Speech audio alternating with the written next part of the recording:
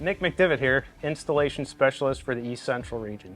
Today I'm going to show you a nice easy tip and trick for a story pole, which gives you a nice consistent way to lay out a wall.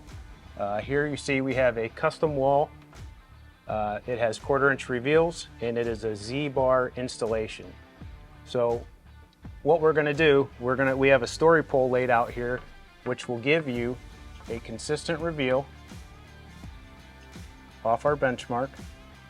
So we can use this story pole for our long run of wall here and have a nice consistent easy way to measure and make sure everything is perfectly even.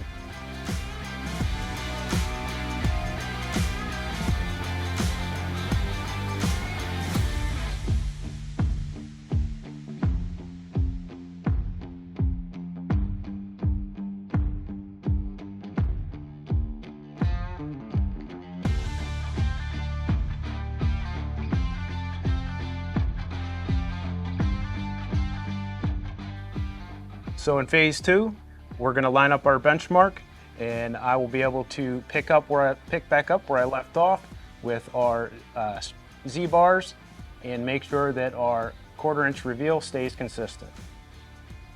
For more tips and videos like this, visit armstrongceilings.com/contractors.